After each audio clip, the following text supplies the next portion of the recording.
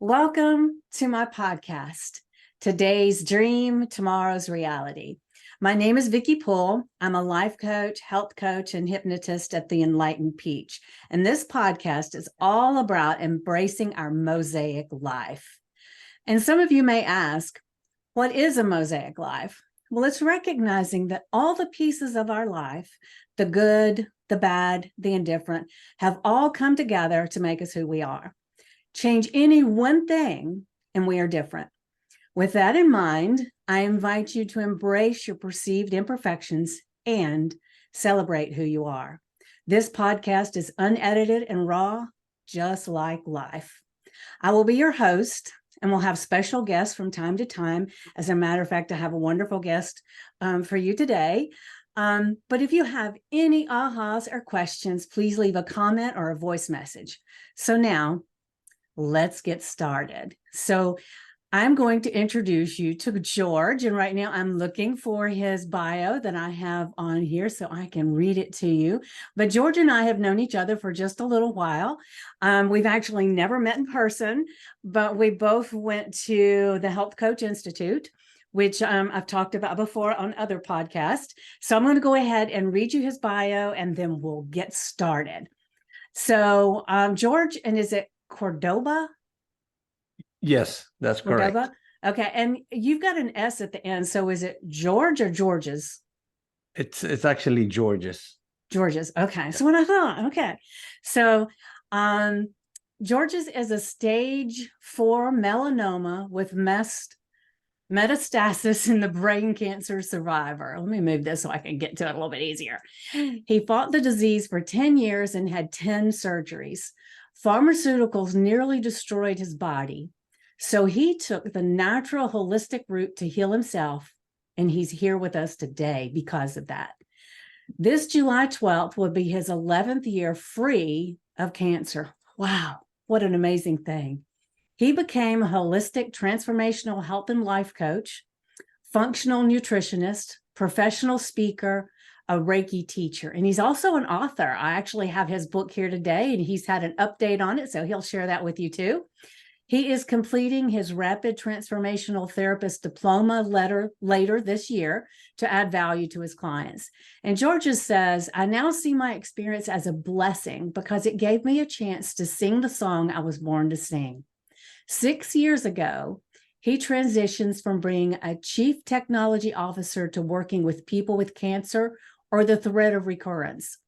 He helps them transform their health and vitality. Georges is an Amazon bestselling author for the book Beating the Odds about his holistic journey to conquer advanced cancer. And we'll share in our comments afterwards. I'll share in the written part all of his contact information. And then and he will tell you a little bit about how to get in touch with him. So we had actually jumped on here just a few minutes before we were going to go live, and we were having a conversation. I said, wait, this is gold here. Let's don't let them all not get this information. So we decided we would just go ahead and hit record and start over. So Georges, it is amazing to have you here. It has been, I don't even know how many years ago, I did a live with you as interviewing you on Facebook. I was sitting out in my garden and doing all that. And things, do you know how many years ago that's been? Yeah, it's almost 6 years. Almost 6 years. Okay. Yeah. I knew it had been a while. I still am on your email list. I still reach out from time to time to see how you are and check out your pages to see what's going on with you. But I'm so excited to be able to get together with you today and share this experience with all the viewers because your story is so inspirational. So I'll ask you again, for everybody's benefit, tell me a little bit about your life before your cancer diagnosis and tell me how the diagnosis came about. So Sure. It's all on you now. All righty. Well, thank you so much for inviting me. I'm honored and to touch base with you again. And before my diagnosis, I was all over the place in terms of I'm a competitive person. I grew up playing tennis. That's how I actually ended up in the United States. I played NCAA tennis with a full scholarship. And I'm where are you originally from? I'm from Venezuela. Okay. I was born in Venezuela from a Greek and Spanish from Madrid parents. They migrated to Venezuela after World War II. And so I was born in Venezuela, and my dad was a tennis a star. He played Davis Cup, and so I followed him, and I ended up being a pretty good player, good enough to do my engineering degree for free in the United States, Nice. playing for the New Mexico State Aggies and NCAA. So that tells you a little bit of how I started. Getting sick with melanoma, because in Venezuela, my parents said that my sister and I learned how to swim before we learned how to walk. It was always in the sun and the beach in the 60s and 70s. And Let's but face it, before, nobody used sunscreen back then. right, no one. None. Actually, you were hoping to find ways to get a better I tan. know. You know what? I'll share real quick. When I was a teenager, I would lay out in the sun with baby oil on me just to really get those rays coming in, you know? Exactly. Exactly. So, but anyway, I started progressing in my career, and we were blessed with 5 children.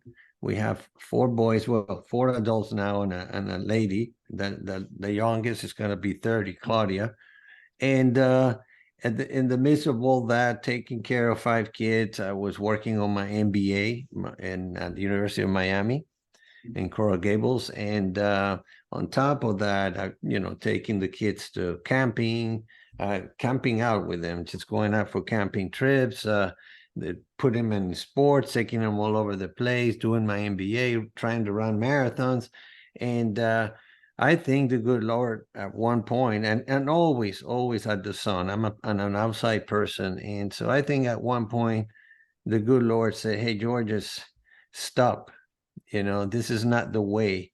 And I had become, by the time I was sick, I was a CTO. I moved all the way up to becoming an executive in technology for a startup company. And but well, that's and right before a year and a half before I was diagnosed, my dear mother was diagnosed with cancer, lung cancer, but she was a smoker, and she was 17 years old. So in a way, she looked for it. And but the whole experience was very emotional. Us from the Mediterranean are very emotional people anyway, to start with. And I was very close to my mother, and just that experience created a lot of stress on me. They were in Venezuela. I was already here in the United States. I had to travel, like I told you before, monthly. And then as things were progressing, I was actually going weekly. And And that so not also only is that a created, time, um, it is also a very financially draining place to be, yes. I would assume, because not many people would be able to afford to do these monthly, then weekly flights for that kind of thing. Yeah. How long were you able to stay? Or did you go and just stay a day and then come back? How did that work? No, I would go like on a Monday and return on a Friday, sometimes Saturdays, or Monday to Monday. And yes, and even though both my wife and I were doing very well with our careers, 5 kids, it was a load. And so she passed in July of 2002, and I was diagnosed August 2002. And I couldn't even mourn my mother, because all of a sudden I got this news, and nobody wants to hear that they have cancer. We'll The talk C word about is a it in a very little. bad word. Yes. And plus, like I say in the book, people see cancer as like a bold letters and uppercase. This is it's really a dangerous thing. It's going to take your life. And so we'll touch that. But that's how I got sick. I was diagnosed with malignant melanoma. Where was And it at? the first one was right on top of my scalp, and I have long hair. Like I say, I used to play tennis surf. I was a sun person. Mm-hmm. And so they, yeah, I was lucky, by the way. I was at the pool with the kids, and you know, for a few days I was scratching my head, and it was a Sunday. I asked my wife if she could check it out because I was bleeding a little bit, and she looked at it, and because of the kids, she was taking them once a year. We, you know, Miami has a lot of sun there. Once a year to the dermatologist. So she told me, Georges, this is doesn't look good. Yeah. So I'm gonna call tomorrow and see if you could see the doctor, kids doctor. She also saw adults, and so they told her that there was no. On Monday, they told her there was no openings until like 4 weeks, and so she said to the assistant, "Look, this doesn't look good. If you have an opening, please let us know." And it was amazing because on Tuesday afternoon she called and she had an opening Wednesday morning, and that was key because melanoma is very aggressive, and especially in those days. This was in 2002. There was no immune therapy, none of that. And so we went Wednesday morning, and she looked at me, and she had some resident students there. And once she saw my stuff, she says, "Would you mind that we bring the students here?" So I knew, oh man, this is not good. And it wasn't. The next day on Thursday, I was in my office. Like I say, I was already up in the ladder a little bit with technology, you know, So were with you my feeling anything, but it was just on your scalp, right? And you couldn't yeah, really, I just you didn't feel bad other than it was itching, correct? it was itching. That's it. Yeah. And that's interesting, as you say, because I read a book from a cancer survivor that she says, you're not, the day you're diagnosed, you're not sicker than 2 days before. It's just a mental thing that, oh my goodness, I'm diagnosed now. And if Mm-hmm. you don't know how to deal with that, you know, you could just very quickly go down the Oh hill. yeah, I've seen it with people that I've known. They get Hmm. diagnosed with cancer, and as soon as they do, all of a sudden they're seeming frail. They're Hmm. they're not feeling good, and they're Yeah. it's like the fear is just kind of washed all over them and just taken over. Correct. Yeah. And so again, and in my family though, I grew up. I lost my maternal grandfather when I was 5, and I can remember perfectly the Greek grandfather from colon cancer. And then Mm. I lost my godmother from colon cancer as well. And then an uncle, my godfather. We're Christian Catholics, and so forth. And it was like that when I looked at my family landscape, and I started to fear actually the disease. And Yeah. we could talk about the power of the mind. Either way, when you really what you think and what you see is what you're gonna get. The mind works with the body to make it happen, Yeah. which by the end, at the end, actually helped me survive. And I'll tell you in a second. But so so I just, it was a roller coaster. In the beginning, I couldn't believe it. My mother was just past 3 weeks ago. What are the kids gonna say? My kids were 15, 12. The twins, we have twin boys. They were 10, and Claudia was 7. And I was also struggling with that. Do I tell him? Do I don't tell him? And I decided that I would, because I wanted to be open and have all the support I could have. I did that also with my colleagues, my friends, family, and that ended up being very powerful. If anybody that is listening now is a caregiver from a relative or are going through the disease, open up. Open Mm-hmm. up with no, remorse. Just open up and open your heart to get all this love that is ready to be given to you. You'll be Yeah. surprised. Yeah. Many Love is people. much more healing than Oh smothering yeah, everything in. Yeah. absolutely, Vicky. And so yeah, that's how the whole thing started. I had a surgery. That the first one was this, but they did a biopsy. It's called the sentinel biopsy, which is they put some chemicals solution that goes. They put it right up on my scalp, and they checked out radioactive. Of course, they checked out where it was draining more. Just In other words, okay. to say, well, we suspect that maybe it went to the left, to the right. So it went to my right, and also they did a biopsy by my ear, in the top of my ear, and it came positive. So they decided to do what they call a retraction of 23 lymph nodes. And there were 3 that they couldn't get to. So they decided to remove a muscle, a neck muscle. And it turned out that those 3 were positive. But so that was also, I was so grateful that these guys were aggressive, the surgeons. And then that was it. They put me on chemo, and 4 months later, it started manifesting on my left ear, and they did a biopsy, and it was positive. So they did another retraction of 22 lymph nodes, and 2 of them, they didn't have to remove any, thank God, any other muscles, but there were 2 positive.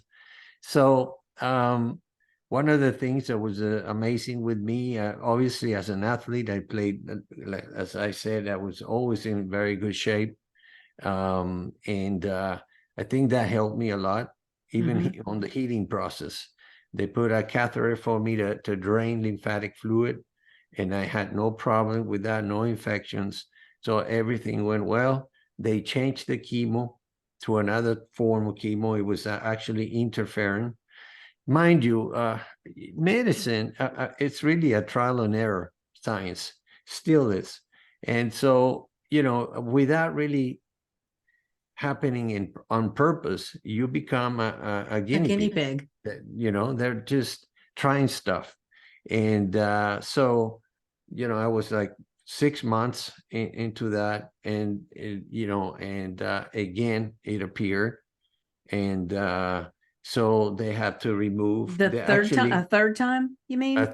that was on the third time. Okay. Actually, what happened is that didn't work, by the way, in terms of how I was feeling. So they had to do another removal on my scalp in the same spot. It happened again, and so that was the 3rd surgery. I ended up having 10 surgeries in 10 years, fighting this battle.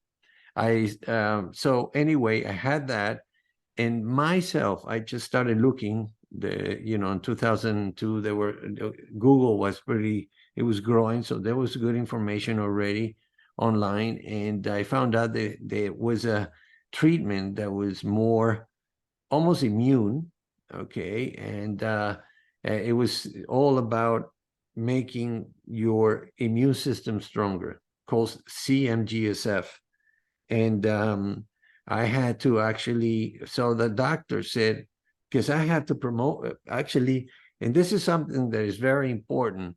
When we hire, remember, we hire the doctor that we like, and maybe it's like any other business. I like this doctor, I trust him. And so I went to him and said, look, have you heard of this? And so, yeah, they're just almost, they're just about to be FDA approved. And but I think I can put you in. Please, let's try that. So I went a whole year with CMGSF, injecting myself. I would have to do, I would shot myself with this medicine around. It was skin, under the skin, and so I had to do that for 15 days. So I would rotate from my stomach, and right by my thighs, 15 days, and I would rest 15 days, and I then again 15 days for a year.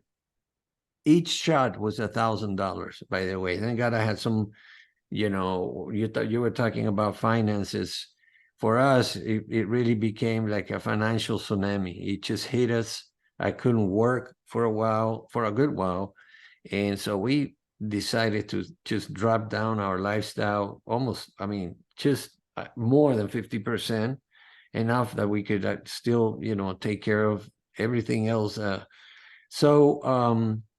So after I finished that, and during this treatment, I was what they call in remission, and I was actually another year and a half after that in remission.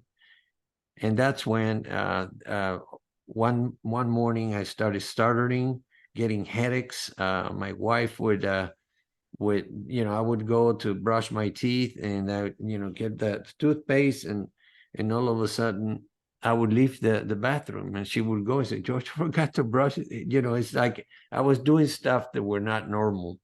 And one day she heard me talking to a client. I was still in the technology side and consulting. The An executive from a client in Spanish, and he's completely Anglo. He from New Jersey. So Don was like, okay, George, and I. So that's when my wife said, Something's something's up. wrong. Yeah. What? Why? Well, you were talking to Don Smith in Spanish. He doesn't know a word in Spanish. And so, are you okay? And then I said, yeah, this was sporadic. The next morning, I felt good. I took my car. I went to a client. We had a meeting. My employees were there too, in Miami, downtown Miami. And we were there. We went to lunch. And all of a sudden, we started lunch, and I lost it. All of us, it was almost like a dream. And they were, hey, George, are you okay? And everybody has finished. I had all my food. I So it said, was like yeah, you I'm just kind okay. of blacked out and you were just I there. kind of blacked out. And Okay. so we went back. Okay, I didn't eat anything. And they made sure we crossed the street, and we were in downtown. I was in the middle. And then as we were going up the elevator, I lost my vision Oh, wow. momentaneously. I just lost it. I don't know how long. And I just hold things and grab one of the clients, and they held my hand and said, Oh, you that had to okay? be So scary as hell. yes, it was. And so it came back, and they said, is your wife in town? We need to contact her. I said, no, I'm fine. So they did. And actually, so my wife said, don't let him leave. Actually, ask him to give you the keys from the car. I'm going to take the metro rail, and I'm going to take him straight to the hospital. He's been already 2 weeks with a lot of stuff that they're not normal. So she came and picked me up. We left the car in the garage, and we went to see my oncologist, and I started answering stuff in Spanish again. They asked me who the president was at the moment. It was Bush, not senior, and I said Ronald Reagan. Oh, gosh. Who's the president right now? Is Ronald Reagan, and I remember clearly they're both seeing each other, and he said, "Well, you staying here. We're gonna do some tests," and that was it. I had my first craniotomy. It was in the front lobe, and he had it was almost like a small lime. It was pretty big by the time. I was just, like I say, I was stuttering, and so that was my first craniotomy and my fourth surgery. And then I had three more craniotomies through the years. I mean, I would accept, because for us, what is the mind goes to what is familiar to us, and for all of us, what's familiar is to go see an oncologist, somebody that has a white coat, and give our power to them. Mhm. And we'll talk about that in a second. And so they said, George, after that, it was a successful. Thank God for the neurologists and the team that they had in the University of Miami. It's the Sylvester Cancer Center. I love those guys. And if it wasn't for them, you and I would not be talking. But what was not working for me was all this pharmaceutical stuff. It was just not working. They would do a surgery, thank God, then treatment, remission, surgery, treatment, remission. And on year 7 of this, after 3 craniotomies, and there were 2 tumors that were not operable, and they were sort of growing slowly, but they were growing in the back lobe. And and they gave me this chemo that supposedly was able to penetrate the brain. The brain is very, very, very tough barrier to go through. It's really protective. So I took that. It was supposed to be five capsules a week. Take 5, just like the other one. Take 5, rest 5, take 5. But on the second one, on my sixth, let's say capsule that I took, I decided no, this is gonna kill me. It was making me so antsy. I was just not sleeping. It was crazy. I don't know. It was not working. And so, as a person of faith, we started praying even more. And you know, I felt, if anybody is familiar with the Bible, I felt like Job in the Old Testament. You know, somebody that was, you know, a person that was a good Christian, good father, you know, a good employee. And I could not believe it. I said, why me? You blessed me with 5 kids. And now you give me this, you know, why? But with time, and we are year 7 now. So with a leap of faith, I just said, you know what, I'm going to cleanse myself. I'm going to go through detox. You and I are very familiar with that.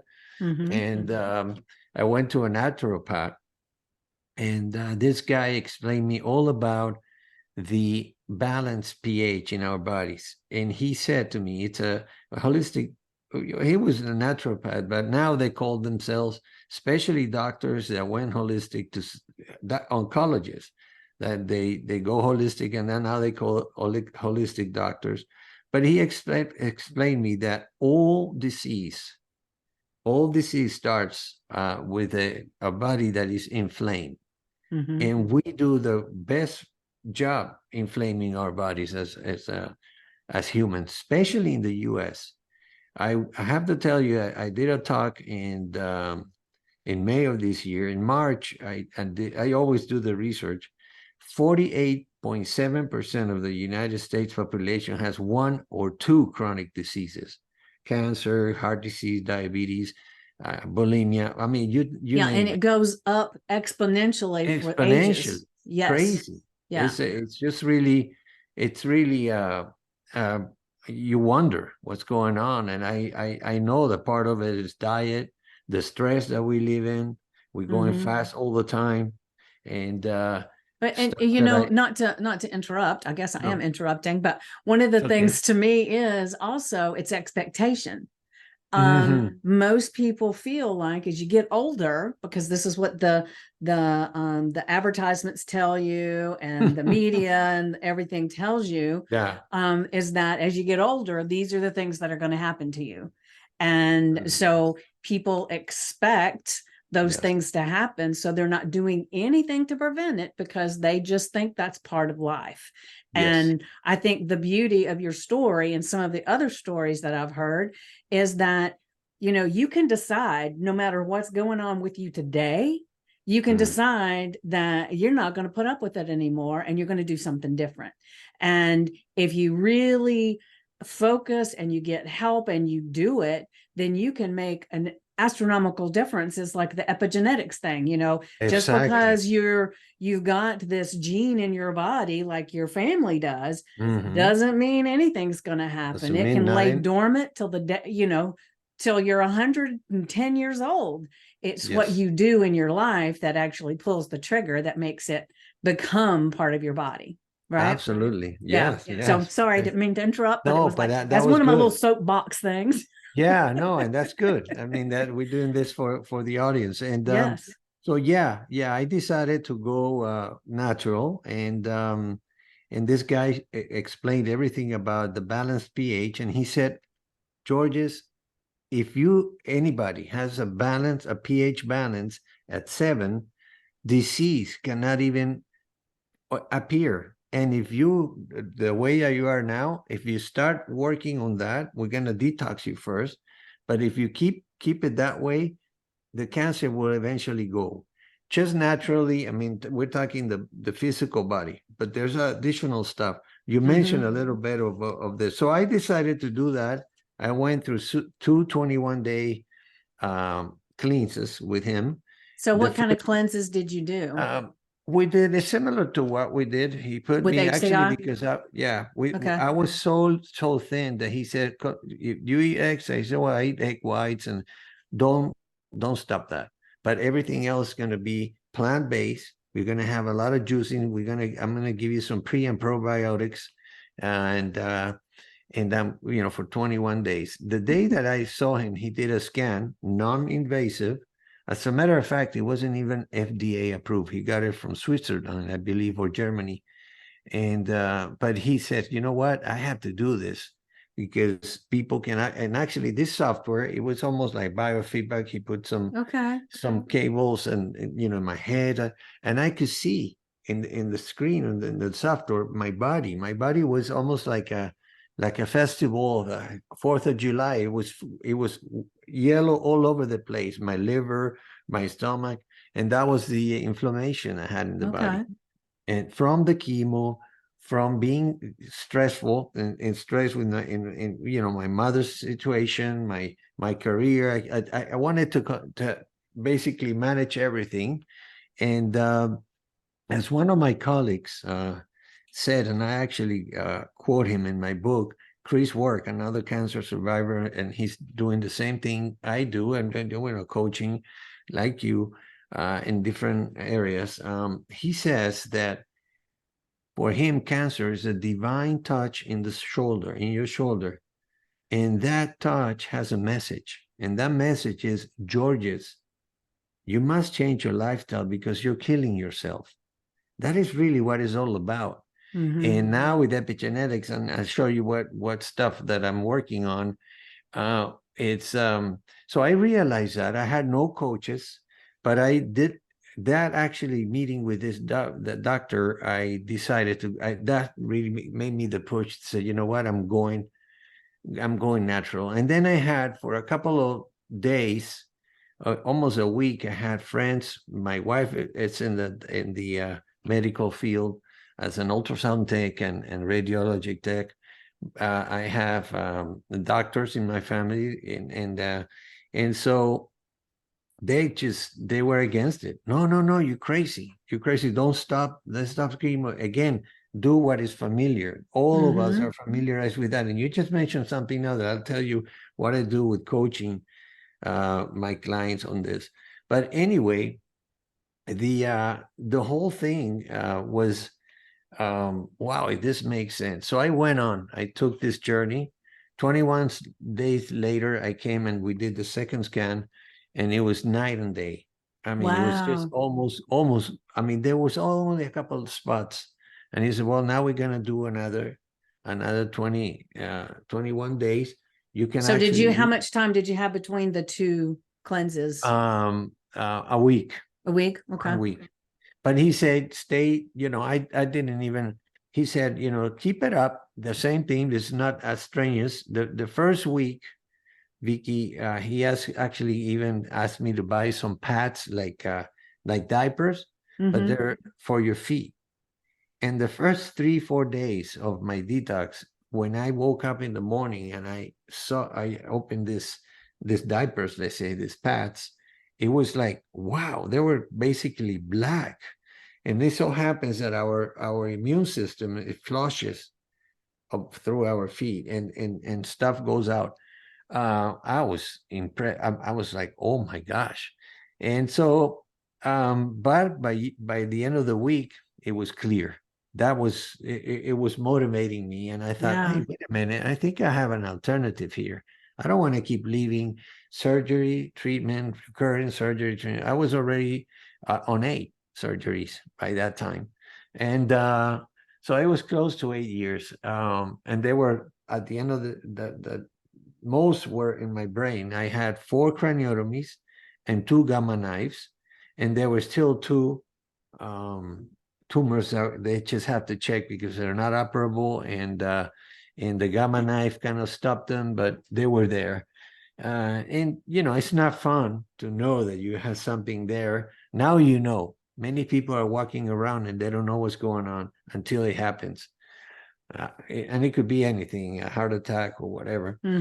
But then I talked to my oncologist. I was so blessed. And I say in the book that you read, these guys were all angels. His name, and he told me that I could mention it, is Lynn Fun, the oncologist. And I said, Dr. Font, I decided that I'm going to stop my treatments and I'm going to, and he goes, are you sure, Georges? And he didn't, because I have heard now that I'm doing this for 6 years, closing to 100 clients. You know, our programs, I do the 90-day program. And I've done stuff with nutrition, and now with the RTT, I'm going to do a little bit of hypnosis. And you, I know that you're a hypnotherapist. Mm-hmm. After this podcast, we can talk about that. I have some questions for you. But Okay. the bottom line is that I said, and he, are you sure? And in many cases, and I have clients, recent clients, two in California, the doctor said, well, if you decide to do that, you're on your own. Yeah. I won't touch you anymore. Oh yeah. I've heard Can people you tell me believe that too. Yeah. Yeah. So I said, but I would appreciate, Dr. Fan, if you can continue to do my checkups, my blood tests, my scans. And he said, sure. And if you ever, if we see that, you need to get back to it. And so he was very, very accommodating to me. And again, I thought at that moment,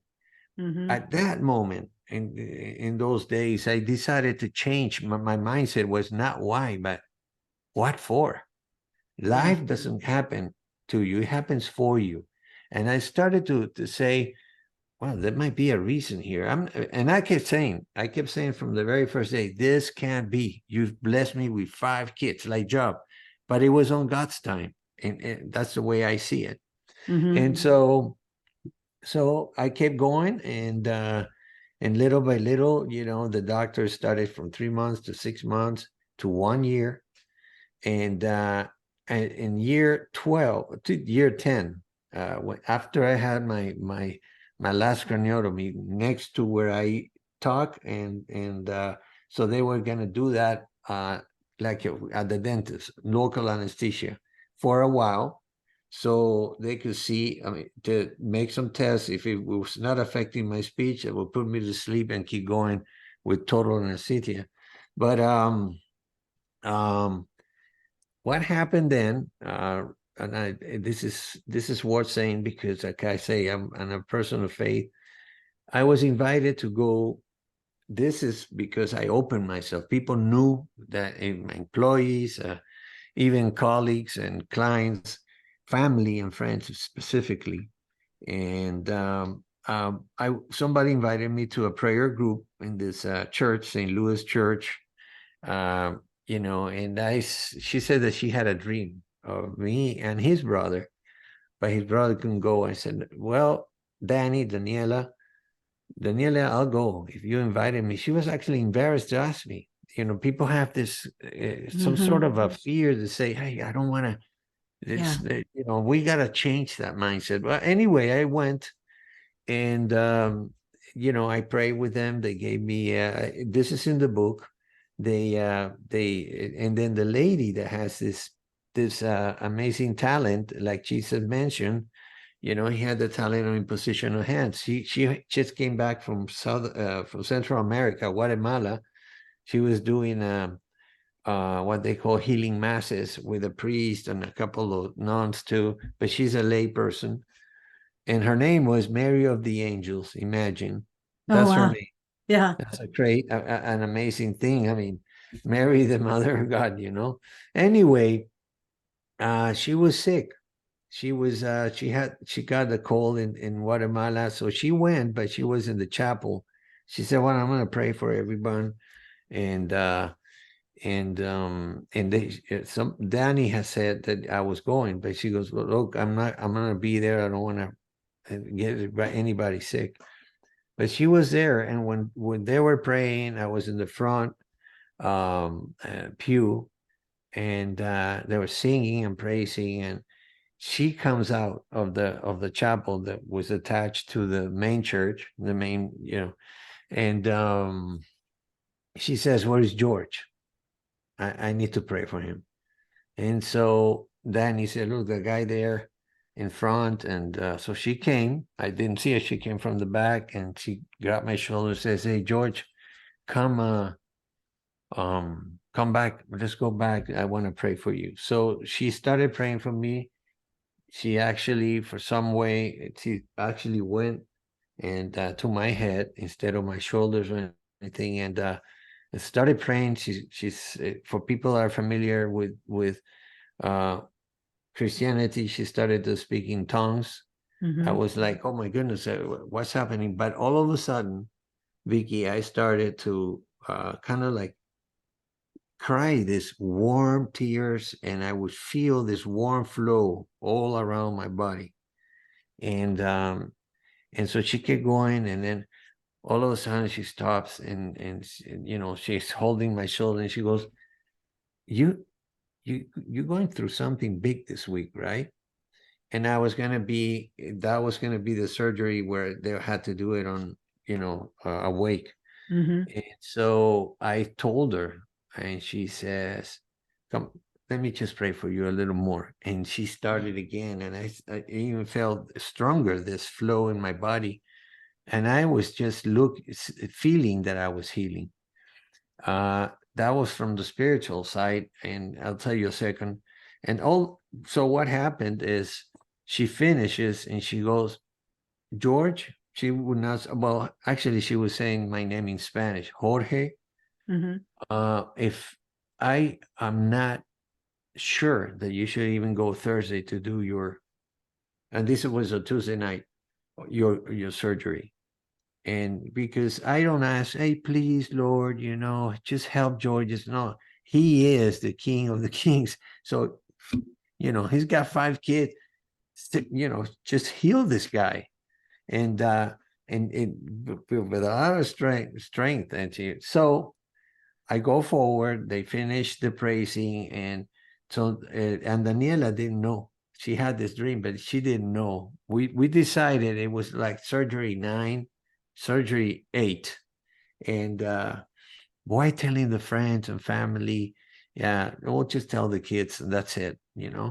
And so, but she mentioned, and Daniela was there, and she went, "Oh my God, maybe that was a dream." Whatever, but she actually had asked everybody to pray for me. So again, and here it is. I went Wednesday. The next morning, I had to go to the hospital to get my all the stuff that they had to do, so they could know where they would do it was an MRI. So they do the MRI, and so I go home, and so I said, and Naomi asked me when we went, my wife asked me, "So what are you going to do?" That's Tuesday night. And so I wake up in the morning and say, "Well, I'll pray on it. I'll sleep on it." And she said, what are you going to do? We have to, and I said, "No, I'm going to go. I'm going to go, anyway." And that's if they can take this stuff out.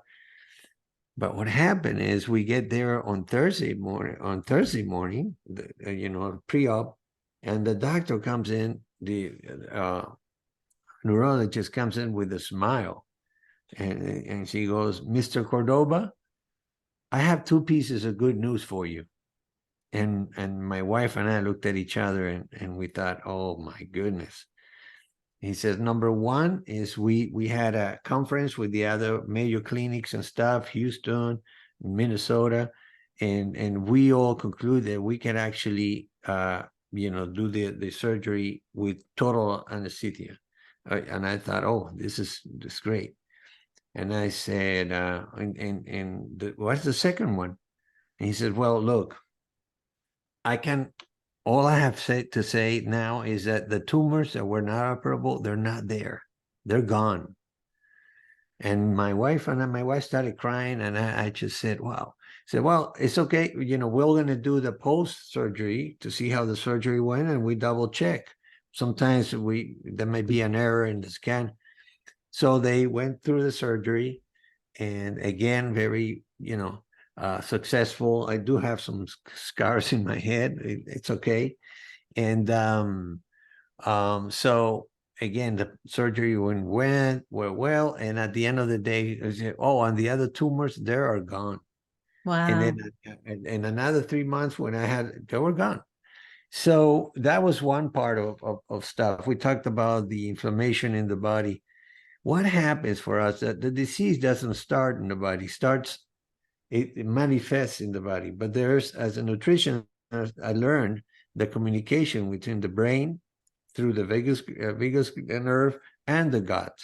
And the gut is very, very, very wise, by the way. And what happens is you could be eating the best plate, what you think the most, let's say, the healthiest plate, but only 25% of our digestion is what we eat. 75% is who we are when we eat. Yep. So, and the nervous system notice that through the vagus nerves. And if we are stressed, in a hurry, or it's almost like if you are in a camp, you're doing a picnic with you're eating your lunch in the picnic, and you see this mountain lion coming to you. You have two choices: either fight the lion or flight. Get out of here. And you and I Give it know your about lunch so it won't follow you. yeah, you leave it, and whatever you were eating, and we learned this in the Yeah. Health Coaches Institute. Whatever we're eating, it gets shot. There's no digestion because everything is in the mind is, adrenaline, sir, and it's just, blood to the legs, to the muscles so you can fly.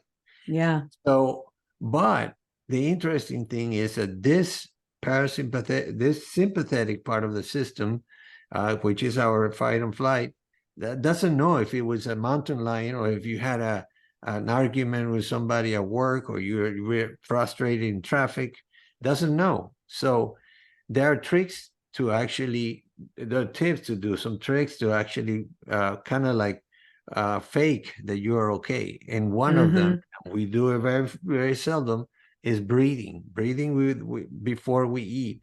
The other thing is that we eat too fast. We chew too fast. Look at the statistics we have, and almost half of the nation is sick. So why? And so this is really what I do. I teach people how to do that. And on the mental side, because I was an athlete and play competition, I was in a national team in my country. Then I played here. I was in the top 50 in doubles. And I mean, it was, and played plenty tournaments. I tried to play pro. It was visualization, mental rehearsing, actually seeing myself winning the match, seeing myself very concentrated, not worrying about the crowd or what they said, just the focus of doing that. And guess what? What you tell them, the mind, like I told you before, what you say, what you visualize, what you think, if they're in conjunction, the body, the mind says, hey, it must be done this way.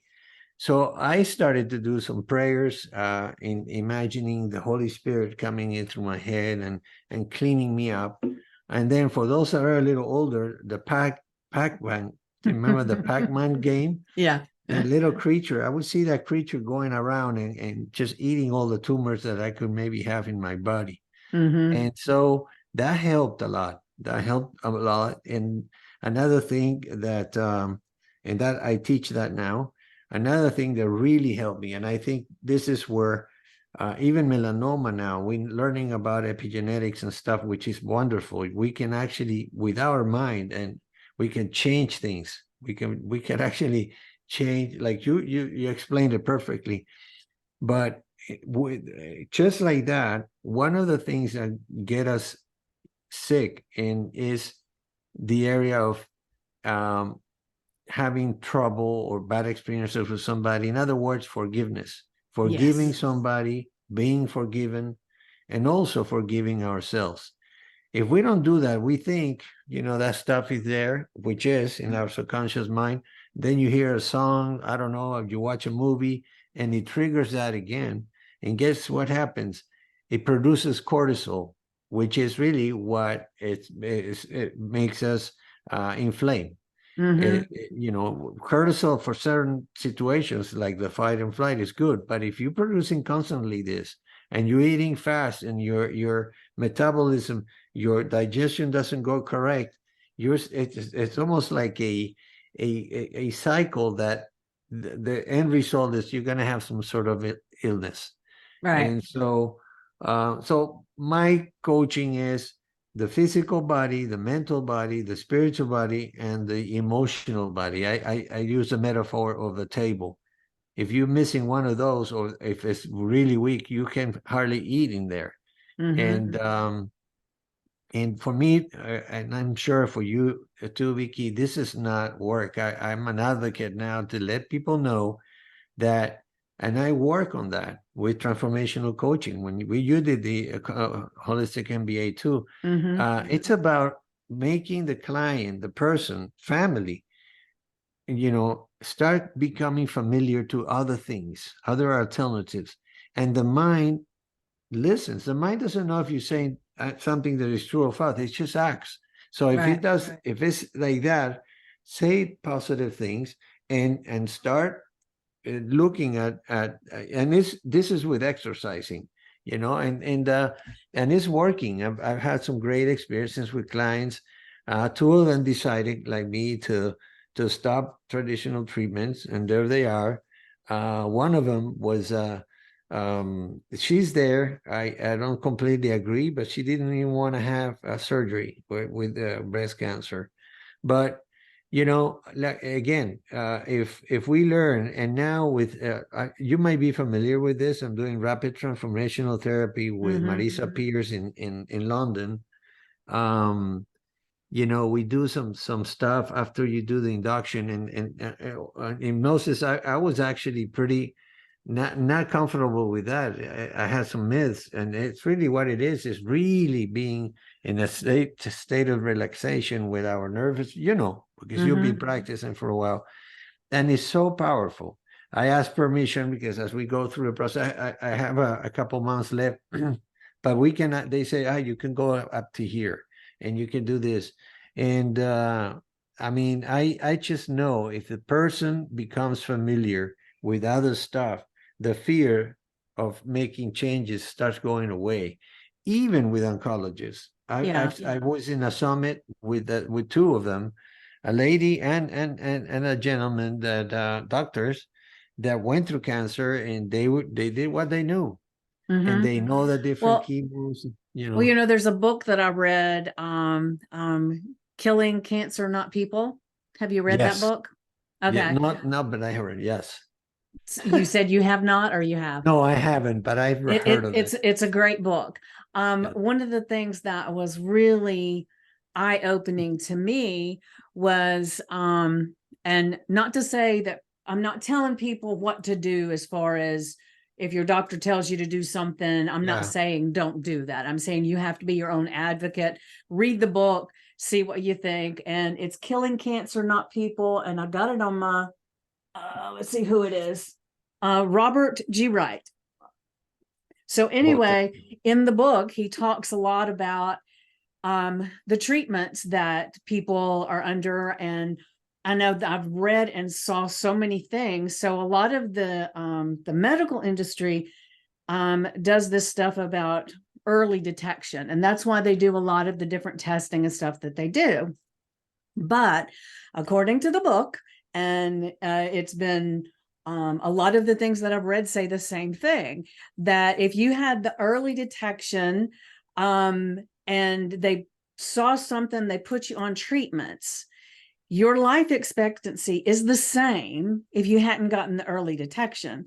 It just means that you got to be in the medical realm, paying them money, going through treatments, and your life was still the same length regardless.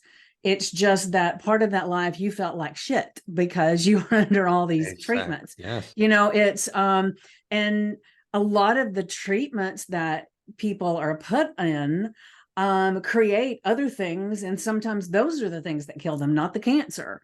So it's mind-boggling.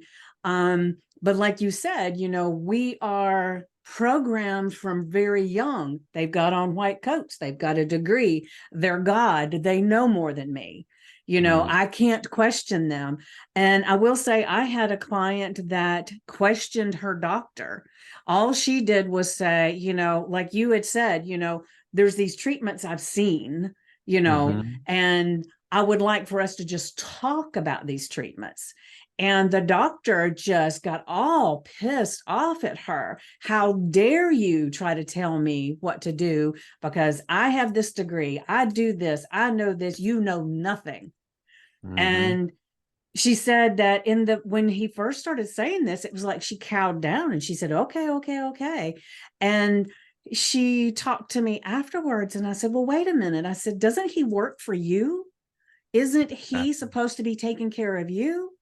I said, you have a right to ask questions. You have a right to say, I'm not so sure that that's for me. Let's talk about it a little bit more. I said, Yeah. don't just take what he says at face value and say, okay, because ultimately, if it affects you in a negative way, he doesn't pay the price for it. You do.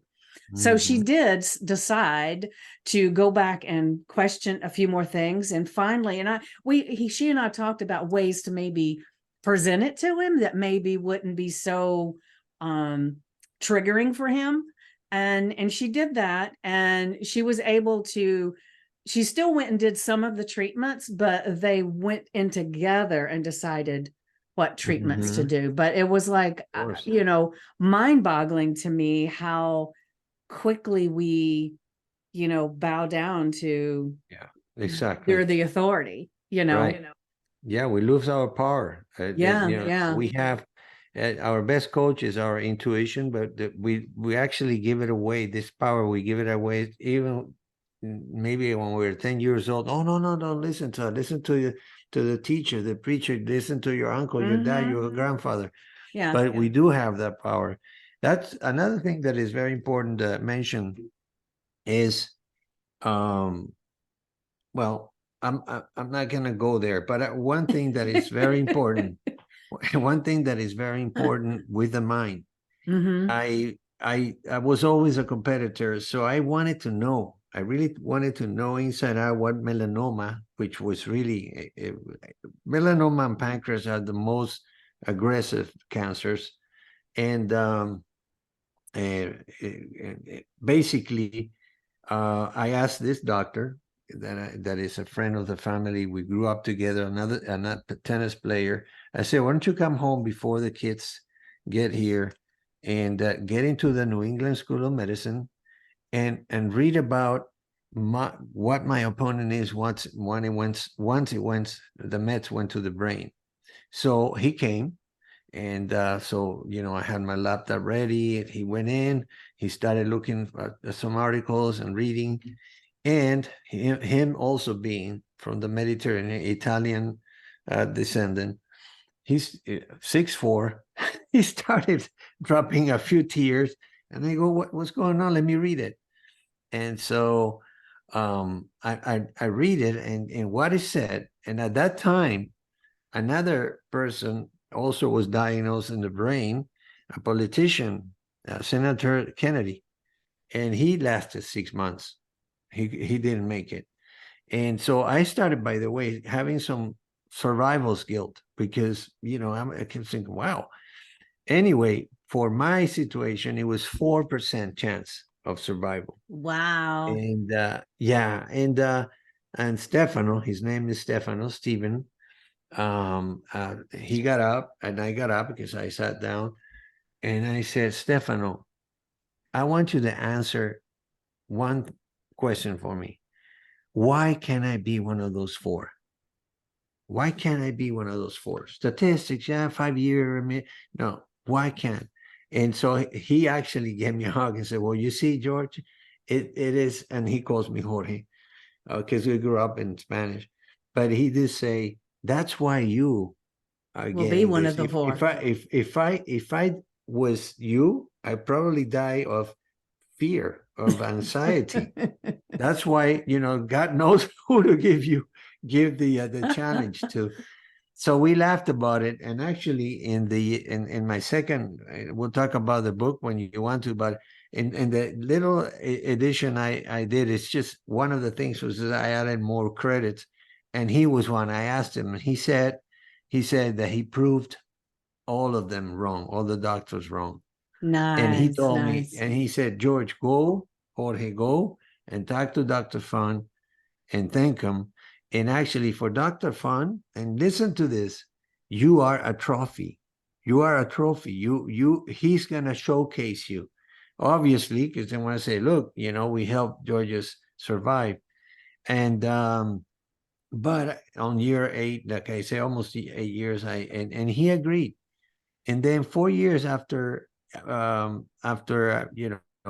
treatments and stuff, we stopped, and I stopped going to, scans and stuff. I knew I was healed. I don't like the word remission. I'm healed. I'm Yeah, done. yeah. You And either like you are or you're mentioned, not, right? yeah, Yeah. exactly. To me, remission feels like, well, it's in my back pocket It's trying to it's your get out. psychology. It's your Yeah. psychology, and many people here. Well, it's good to us. The doctor is like I say, he's your employee. So I do have a questionnaire that actually it was made by Chris Work, and I asked him if I could use it. He said, of course. But not many people use it. That tells you the psychology of things. Take this questionnaire, print it out, and go and ask your oncology doctor, how many people with this treatment, how many people are already 5 years later with it, living 5 years later or 10 years later, And you in know? what condition are they living? And in That's what another condition thing. are What they? is their Yeah, quality of life after this? exactly. Exactly. That's one. The other one is, doctor, is it, and I have to say it, but it's okay. I was Mhm. scared before this doctor about this. Is it true that you get the chemos at wholesale and you guys charge the client with a profit? But who has the strength to ask that? But Yeah. it's true. And it's Oh, because they don't want to, like the lady I was telling you about, the one of the reasons why she cowed down was because she said he was her doctor. She didn't want to make him mad, yeah. you And know? mind you, these guys are doing what they learn, and they are really trying to help you heal. Hmm. We are the ones that think they're God, and we just lose our power. Yeah. Another thing that is important for people that are going to any chronic disease, I work with cancers. That's what I help folks that are, actually sometimes the caregiver wants to do the coaching to prevent it, because it's pretty much the common denominator is stress, stuff, this eating fast. But one thing that is very important with any disease is your attitude. Don't assume that I'm a patient attitude. I'm going to go home and just wait for the next doctor's appointment and see what he Hmm. says, what the results. If you do that, it's like in any philosophy, but I say it as a Christian, it's like faith without action. Right. And faith without action is said in our faith, for Christians, is dead, as James says. Yeah. Don't, he says, be careful, do not deceive yourself. Show me your faith with action.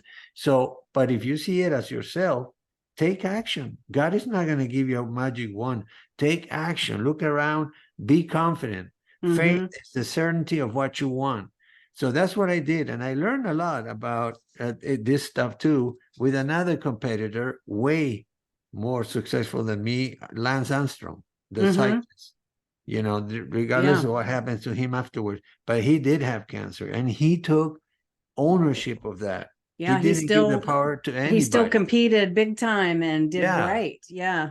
Yeah. yeah. But what he said, and I remember this: do not give the power to the doctor. You have the power. You are the Yeah. guy that has to, or the Yeah. lady. And the thing too, to me, is don't take ownership of the diagnosis, because Exactly. a lot of people, as soon as they hear that, suddenly all the downloads of all the people that have had cancer and all the things that they've heard about cancer, they just internalize it. And Mhm.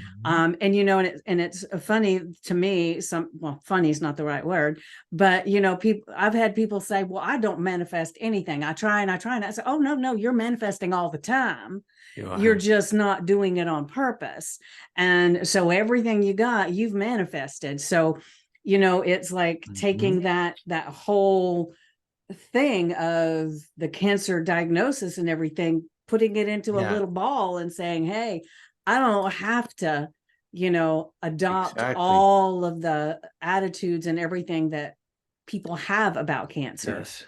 That is a great tip. And what you said is a great tip. Don't own it. Mm-hmm. If again, it's like the mind. I teach my clients to talk in the present sense. I Yes. will be, because if you say I would be cured, let's say in 9 months, you are accepting mentally that you're not cured yet. You have to talk, I'm cured. It's like you want to get a promotion in a job. You have to act like you are already in that position. This is the same thing. I am cured. I'm thankful for my health and stuff like that. So, and you know what happens is in the beginning, your ego is saying, "Ah, come on, you don't believe that," because Yeah. we're familiar with the other stuff. No, come on. And so I tell them, practice is everything. The mind learns by practice, repetition. Yes. Yes. So it comes to a point that you start feeling this. The mind is actually working on that. If you are certain of that, I tell them, I guarantee you, whether you stop your traditional stuff or not, that sooner or later the doctors are going to say, I don't know what's happening. We're going to reduce but whatever you're doing, keep doing it. Right. And the best thing is oncologists doing and sharing their testimony, because they realize that, there are other alternatives. I tell my clients, look, if you're going to continue with this stuff, that's okay, but this is going to maintain your immune system stronger, and it's going to help this other stuff. And speaking of the mind, if you receive whatever treatment you're receiving and you go home and you're waiting for the side effect, you're doing it the wrong way. That's right. Start from the moment that you're receiving it, close your eyes and say, talk to your cancer cells and say, hey, take this. And you good cells, stay strong, because you know that chemo hurts both. And the mind does it. And you have to really be certain and be coached, because Right. we need help on this stuff. Definitely. Yeah. Yeah, one of the things that HCI says that I tell all of my clients is small hinges swing big doors. It's the little things Yes. that we Oh, yeah. do all the time. And I just did a live on Instagram just the other day, and it's about keeping our word to ourselves, because when we are constantly telling ourselves we're going to do something and then we don't do it, our subconscious is learning, hey, she's not good, don't even listen to her, and so it's little baby steps of teaching our subconscious that what you say you mean. And then when something like this happens and you start saying my cells are healthy, I feel good and everything, it's going to believe you, and it's going to help you make that true. Because what a lot of people do is, like, if they decide they're going to go on a diet, and then they're going to start getting healthy, they say, I'm going to never eat sugar again. I'm not going to do this ever again. And I'm going to work out 5 times a week. Well, then when they don't do it, that's just one more little thing that has solidified that, they'll listen to her. So to me, that has been very powerful in my life. I've never had a cancer diagnosis, but even other things that I have attempted to do, I can tell a difference if I've been keeping my word to myself and when I haven't. It's very powerful. Yeah. It's and you just said something that is right now great conversation. You creating some stuff that brings me up to, certain things about ownership and things. Right now, the true pandemic in the world is cancer. 1 of 2 women are going to have an experience, 1 of 2 with cancer, and 1 of 3 men. And the reason, especially in the US, the question is why? How can we prevent that? And that's my advocacy. And but the whole point is, how can I prevent it? And it takes a lot. It's going to take a lot of discipline to kind of like step out of this, let's say, electric escalator of society, the mainstream, the media giving you all these messages that are not right. They're not just, they're completely not good for you. So learning to step out of this electric escalator and take the steps and take a pit stop and say, what do I need to do? What is really, what is going to help me? What kind of fuel I put to my Ferrari? We have a much, much better design than a Ferrari. If you do Formula One, you're not going to put the wrong gas to a Ferrari. This start by giving ourselves, the right nutrients. It doesn't have to be plant-based anyway, by the way. I can tell you, you need to, if you are going to do that, you need to do it like I did, maybe 2 months, 3 months, and then balance your diet.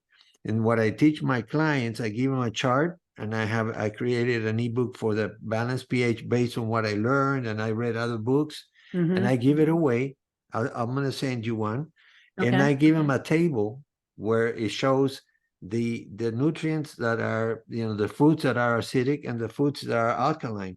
And the trick here is to combine them. If you're going to Right. have a red meat for lunch, have it with asparagus and with a salad, which is extremely alkaline. The Right. red meat it's a little acidic. So you balance your plate. So part of what I do now in my protocol is teach my clients how to create balanced pH plates, meals. And so there is a trick in there. That's something that nobody taught us this. And it seems to me that there is an agenda, Yeah, I a agree. sick agenda to make Yeah. it, Well, there's, let's face it. If cancer was cured tomorrow, the yeah, amount of people that would be out of business and all these big corporations and foundations and everything, would have nothing. yes, So it's a very economical yes, thing in our country to have it hmm fed, you yes, know? Yeah. absolutely. And So, and if I can share real quick, yes, I had a client that actually we were talking about coaching, and she was really interested in coaching, and she had been diagnosed with breast cancer. And when she found it, it was stage 4. So it was, pretty advanced. And so I talked to her a little bit, and I even had some of the litmus papers, and I did her alkaline acidic test, and she was very acidic. I mean, very acidic. So I talked to her about, I said, just for now, I said, you've really got to eliminate the sugar. You've got to, and I gave her a list of things that were more alkaline foods and the things that were creating some of this stress in her body. And I said, right now, you're going to have to be more aggressive with this than you would have, 6 months or a year ago. But hmm now, these are the things you've got to do. And she was all gung ho for it for about a week. And then it was like her support system that she had poo-pooed it. It was like, well, that doesn't make any sense. Here, I've got some candy. Here, let's eat some candy. Let's do this. Let's go get a pizza. It was like they didn't believe it. hmm And so she was like, well, I really feel like I need to be with my support system. And she's deceased now. She died with breast cancer. Wonderful, wonderful woman. But and I don't know if she had done this, if she would have still be alive today. I have no way of knowing. I just know that the best chance she had at that moment was to take some aggressive steps to see if she could get that to start moving out of her body, start getting not as aggressive. I mean, and in my opinion, the way I look at things sometimes is if you can stop it where it's at and it doesn't get worse, hmm it's a bonus, And what absolutely. if you could get it to, get a little bit less and a little bit less and a little bit less? But that was a very heartbreaking time for me because I felt like Yeah. she had all of these things that she could have done to try to make things improve, but hmm because none of her support system would back her on that, they kind of made her feel, and I hope none of them see this because they're going to be upset with me, but but Plus,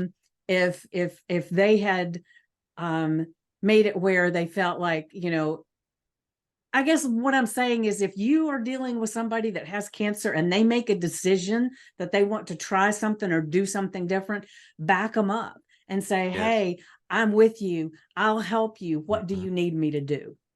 Because exactly. you don't know, that might be the one thing that prolongs their life exponentially. And so that was my real reason for saying that, because, you know, a lot of people, if it's not something they're accustomed to, they, you know, they won't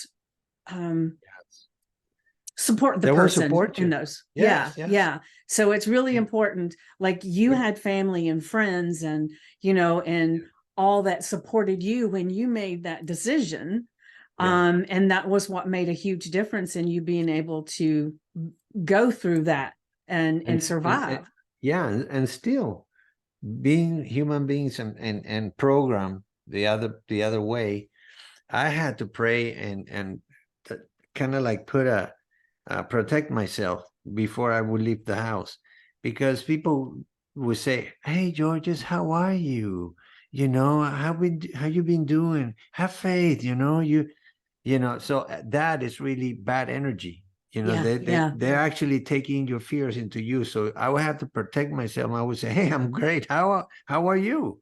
Yeah. And they would be surprised of my attitude, because, like I say, it takes strength to not get self-sabotage, or especially sabotage by friends, which is what you described a second ago. It's almost like they just don't understand it. Or it doesn't have to be cancer. Well, anything, like you're in a diet and you're doing great. Oh, come on. Or you yourself. One piece of cake won't hurt. Exactly. Yeah. Yeah. Well, Yeah. So go ahead and if you've got something you want to add right now, go ahead and add that. But if not, go ahead and show us your book. I'll show my copy, because I've got an old timey copy. The original. You got I've got the original copy right here.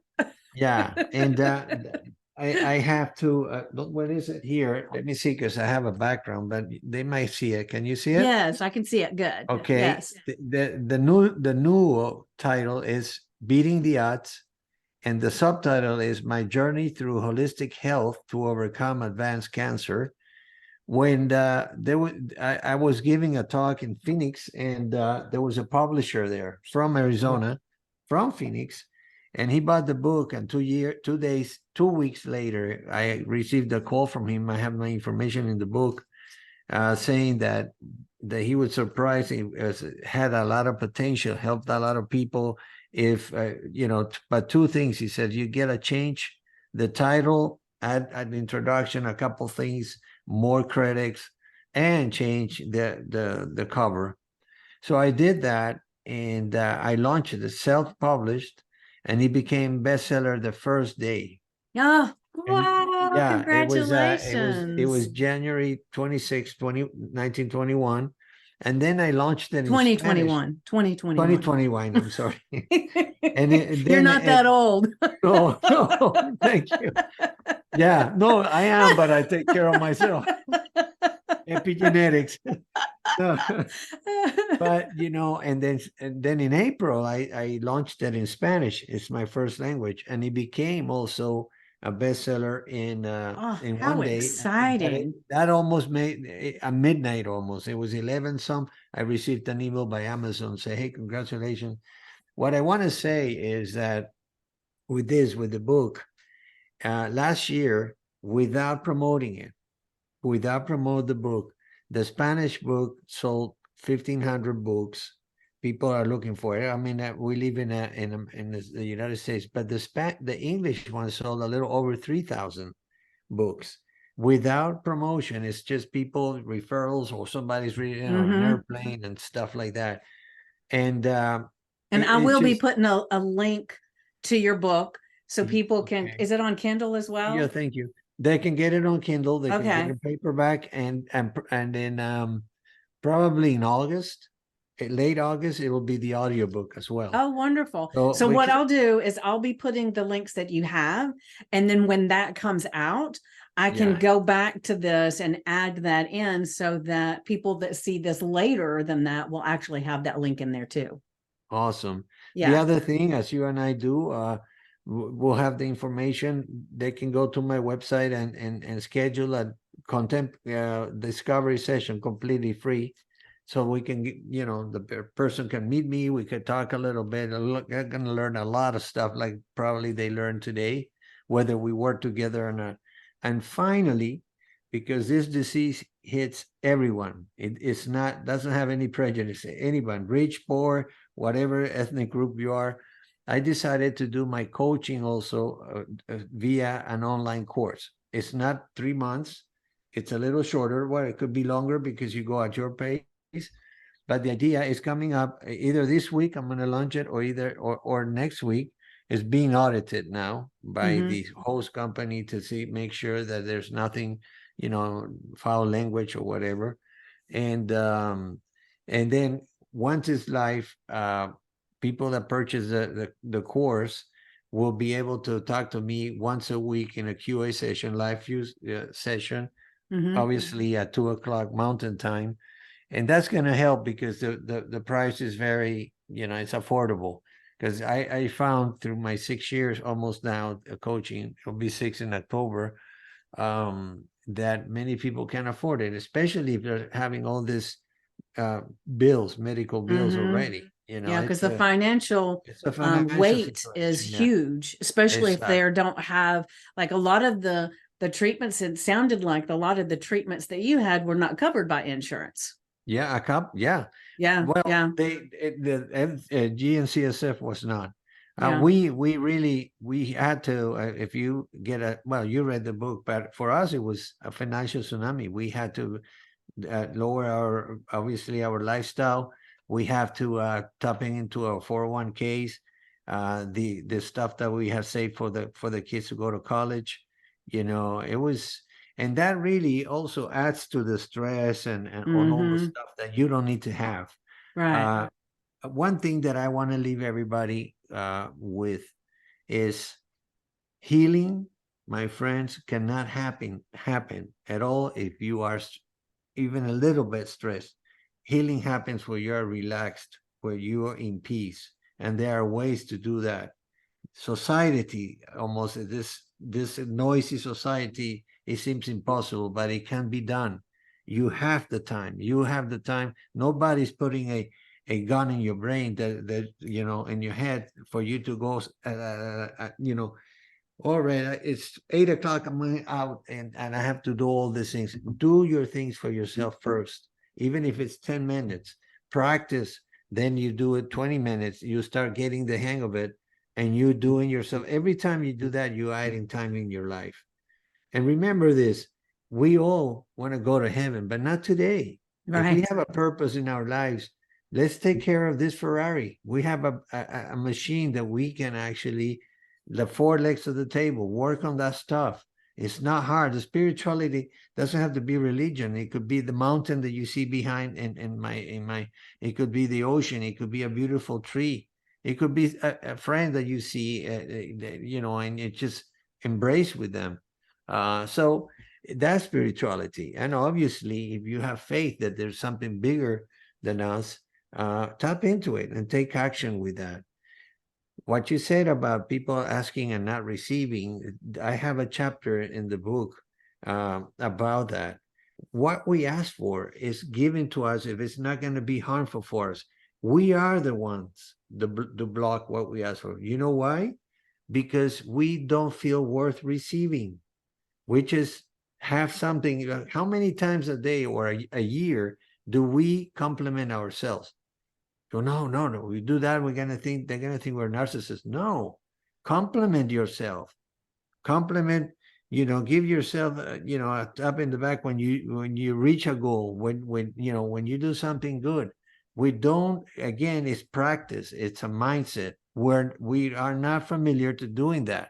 Hey, Vicky, you did great this week. You helped so many people. And the more you're thankful about something, about your health, the more you get up. It's a universal law. I don't care if you're Hindu, just Hebrew, Buddhist, Christian, whatever.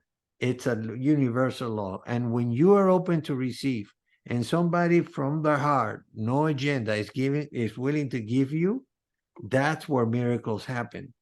Look at Jesus. Even if you're not a Christian, follow him, read his miracles, and you'll see what he said all the time. He said, whatever, let's say he said, brother, sister, your faith has Mm-hmm. healed you. I didn't heal. I'm Yes. not that like that. Your faith has healed you. You were open to receive. You came and asked me, and I gave you. And that's where the miracle happens. But what happens to us humans, most of us, we have a harder time receiving. It's easier to give. But when you allow people to love you, receive somebody, that's how miracles happen. That's pretty much what I wanted to share at the end. Yes, perfect, perfect. That's wonderful, wonderful advice. And breaking it down into little bite-sized pieces so people can grasp it a little bit. And for me, I am so excited that I was able to have this conversation Me with you too. again. I think it went a little farther than it did last time, but I am so excited, and I want to get your newest edition of your book and read that as well. But for anybody that is watching this or listening, I will have all of George's information in the comments and the description, wherever you are watching or listening to this. So just make sure you look. And I'll also be putting some information there about me. You can find me on these different platforms with the Spotify, the iTunes, Amazon, YouTube. You can find me on Facebook as the Enlightened Peach, and on Instagram, _enlightened_peach. And then you can always reach out to me in an email, and that is theenlightenedpeach@gmail.com. And I would be happy to have a conversation with anyone who would like to talk a little bit more about all these things about health and longevity and loving yourself. But I do have a program that I'm working on right now, will be out really soon. And it is a lot about how we tend to be so ultra critical of ourselves. Especially women are so critical of their bodies, and if they don't look like what this person does on Instagram, and that's the reason why these filter things have become so big, because people don't even want to show up as themselves. And so it's all about embracing who you are, learning to be the healthiest self you can be, and loving yourself and showing that out to the world. And so I will be posting a link to that. And so do you have any last thing you want to say, or do you feel like you're good? Just one last thing. Okay. Because of what you just said, this flowed very well. Think about this. People are looking for happiness. And then when they get to what they thought it was going to be happiness, they want something more. And so they never really get to be happy. And the reason why is we have to understand that instead of comparing, that we are enough. So I leave you with this. You are enough. Repeat that tonight. I'm enough. I'm enough. And you're going to stop actually almost automatically stop this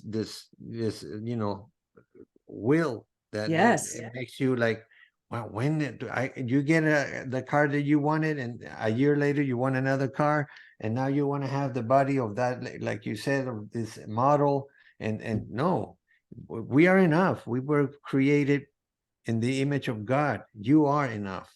That's it. That's pretty much it. Wonderful. Thank you so much. And one thing I would invite everybody to do, because of some of the things that George has said, is that tonight, before you go to bed, I want you to make a note of 5 things that you're grateful about who you are. And then do that every single day, and your life will change. You agree with that, George? I'm assuming. Oh, yeah, definitely. Yes. All right. So that's your task, everybody that's here, and change your life. Thank you so much again for inviting me, and I hope this will help many people. Well, I hope so, and I'm sure it will. So anybody that's watching, make sure you like, comment, share, whatever you can to get this message out to the masses even more. So thank you so much. Thank you.